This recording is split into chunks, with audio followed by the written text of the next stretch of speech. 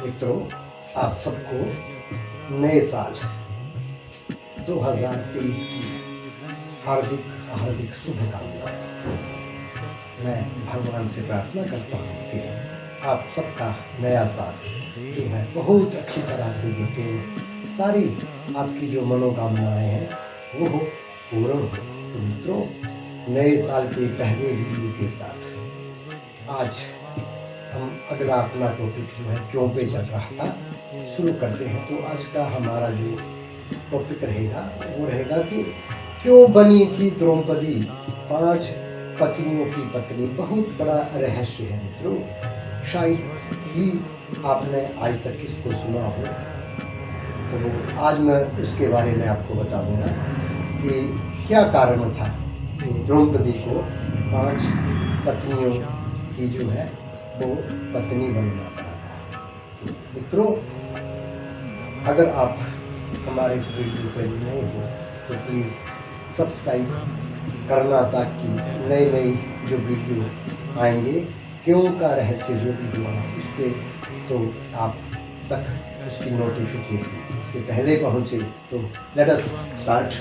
हम शुरू करते हैं मित्रों कि क्यों बनी थी द्रौपदी 5 पत्नियों की पत्नी। मित्रों, बोलते हैं कि राजा द्रुपद ने द्रौपदी के स्वयंवर हेतु यह शर्त रखी थी कि ऊपर घूमते हुए चक्र में जो मछली जिसकी परछाई दिखाई दे रही है नीचे कढ़ाई में, जहाँ पे उस कढ़ाई पे तेल रखा हुआ था, उस परछाई को देख करके, उस तेल में जो मछली की परछाई देख रही थी और मछली ऊपर घूम रही थी, तो उसको परछाई को देख करके मछली की आंख में तीर मारना था। और ये पांडुपुत्र अर्जुन ने इस शर्त को पूरा किया था, अर्थात कढ़ाई के तेल में परछाई देख करके ऊपर चक्र में घूमती हुई मछली की आंख में तीर मारकर लक्ष्य वेध किया था। तो स्वयंवर की शर्त पूरी की, तब द्रौपदी ने आगे बढ़कर उनको वरमाला पहनाई थी। जब वे पांचों भाई द्रौपदी को लेकर के वापस अपनी माता कुंती को संबोधित करते बोले कि माता श्री, देखो हम एक अति सुंदर चीज जीत कर लाए हैं। तो माँ कुंती जो थी वो किसी कार्य में लगी हुई थी और उन्होंने उस तरफ ध्यान नहीं दिया और बोली कि पुत्रों, यह चीज पांचों भाई आपस में बांट लो। तो माता के इस प्रकार कहने पर द्रौपदी भी आश्चर्यचकित हुई और वे पांचों भाई भी, किंतु माता की आज्ञा का पालन करना था। द्रौपदी 5 भाइयों की पत्नी हुई। लेकिन मित्रों, कहते हैं कि ये 5 पत्नियों की पत्नी होने का पूरा कारण नहीं था, इसमें उनके पूर्व जन्म के प्रारब्ध या कुछ कर्म भी जुड़े हुए थे। मित्रों, पूर्व जन्म में द्रौपदी कौन थी, ये बात मैं आपको बताना चाह रहा था और किन कारणों से उसे 5 पतियों की पत्नी होना पड़ा था। तो रामायण काल में पुरुषोत्तम भगवान श्री राम जी ने अपनी पत्नी सीता और भाई लक्ष्मण के साथ पिता की आज्ञा मानकर वनवास गए और जिस समय वे अपने भाई लक्ष्मण और सीता सहित समुद्र तट पर निवास कर रहे थे, भगवान राम ने लक्ष्मण को जल लाने के लिए भेजा। तो उसी समय अग्निदेव ब्राह्मण के रूप में वहां पर प्रकट हुए और बोले कि हे भगवान प्रभु, हे राम जी, सीता हरण का समय निकट आ गया है, अतः जगत माता सीता को मुझ में स्थापित करके छाया रूपी सीता के साथ विराजित। अग्निदेव के वचनों को स्वीकार करके भगवान राम, जब वह दृश्य जो अयोध्या वासियों ने नहीं देखा था, उन्हें कैसे विश्वास होता, फिर भविष्य में आने वाली पीढ़ियों के लिए भगवान श्री राम जी ने एक संकेत दिया कि कलयुग में ऐसा होगा। शक के आधार पर लोग अपनी पत्नी का त्याग कर देंगे, सच्चाई जानने का कोई प्रयास नहीं करेगा, जैसा कि आज हो रहा है। इंद्र जी ने वैसा, रामचंद्र जी ने वैसा ही किया। सत्य रूप सीता को उन्होंने अग्नि देव को सौंप दिया। उसी समय अग्नि से माया रूपी सीता निकली और भगवान रामचंद्र जी के वायु भाग में विराजमान हो गए। यह रहस्य लक्ष्मण न जान सके थे। भगवान राम ने माया रूपी सीता से कहा कि तुम ये रहस्य किसी को मत बताना कि तुम माया रूपी हो। 6 दिनों के बाद रावण की बहन स्वरूपनखा वहां विचरते हुए राम से विवाह करने की बात कहने लगी। तब भगवान राम ने कहा कि मैं तो एक पत्नी व्रत का पालन करता हूँ, मेरे साथ मेरी पत्नी है। तब वह लक्ष्मण के पास गई और बार बार राम और लक्ष्मण के पास गई और इस तरह से बोली कि आप मुझसे शादी कर लें।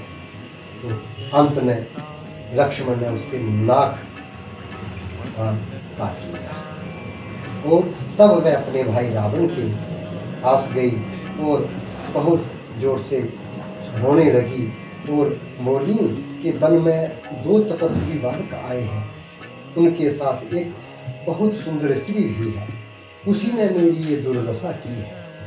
तब रावण ने शूर्पणखा को समझा बुझा करके शांत किया और फिर मामा मरीच के सहयोग से छल के द्वारा रावण ने सीता का अपहरण कर लिया। उसके बाद सीता को प्राप्त करने के लिए राम ने अपनी वानरी सेना सहित लंका पर चढ़ाई कर दी। युद्ध में रावण मारा गया, सारी रावणी सेना नष्ट हो गई। एकमात्र राम भक्त विभीषण बचे थे। उसे लंकापति बनाने के बाद भगवान श्री राम ने सीता की अग्नि परीक्षा ली। उसी समय अग्निदेव ने उपस्थित होकर के वास्तविक जो सीता थी वो राम के हवाले किया। तब छाया रूपी सीता हाथ जोड़ करके भगवान के बोली कि हे प्रभु, अब मैं क्या करूं, कहाँ जाऊं? तो छाया रूपी सीता की बात सुन करके भगवान श्री राम कहा कि हे देवी, तुम तप करने के लिए अत्यंत पुण्य स्थान पुष्कर क्षेत्र में चली जाओ, वहां रह करके तुम तप करना। इसके फल स्वरूप तुम्हें स्वर्ग लक्ष्मी होने का सुअवसर प्राप्त होगा।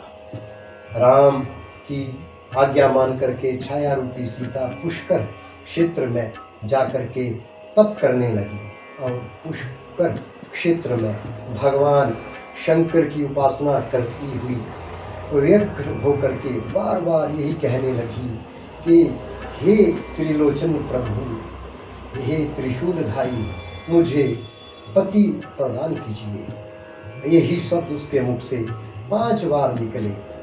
तब भगवान शंकर प्रकट होकर के वर देते हुए बोले कि हे कल्याणी, तूने 5 बार पति की कामना से उच्चारण किया है, अतः तुम्हें 5 पति मिलेंगे।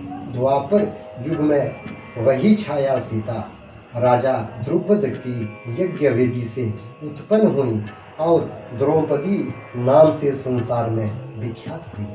देवताओं के अंश से उत्पन्न युधिष्ठिर, अर्जुन, भीम, नकुल और सहदेव ये उसके 5 पति हुए। तो मित्रों, ये तो था 5 पति होने का रहस्य। अब क्यों कहते हैं द्रौपदी को त्रिहायणी? त्रिहायणी भी कहते हैं मित्रों। तो मित्रों, क्योंकि सतयुग, द्वापर और त्रेता, इन तीनों युगों में द्रौपदी अलग अलग नामों से उपस्थित हुई थी, इस करके उन्हें त्रिहायनी भी कहते हैं। तो तीनों मित्रों, तीनों युगों में द्रौपदी किन किन नामों से जानी गई है? तो मित्रों, तीनों युगों में द्रौपदी जो है, सतयुग में राजा कुश ध्वज की पुत्री वेदवती के रूप में त्रेता युग में भगवान श्री रामचंद्र की सहचरी छाया सीता के रूप में और द्वापर युग में पांडवों की पत्नी द्रौपदी के रूप में प्रसिद्ध हुई या जानी गई। तो मित्रों, ये था द्रौपदी के बारे में। अगले वीडियो में आपको बताऊंगा कि क्यों किया था कंस ने देवकी के 6 बालकों का की हत्या। क्या कृष्ण को मारने के उद्देश्य से या अन्य कोई कारण था, ये बताऊंगा। और अगले वीडियो में उसके बाद मैं बताऊंगा कि भगवान शंकर ने गणेश जी का सर क्यों काटा था। क्या जानबूझ करके काटा था, अनजाने में काटा था, क्योंकि वो तो उनके पुत्र थे। उन रहस्यों को जानने के लिए मित्रों सब्सक्राइब, लाइक और शेयर करिए इस वीडियो को। नमस्कार, अगले वीडियो में फिर आपके सामने हाजिर होंगे।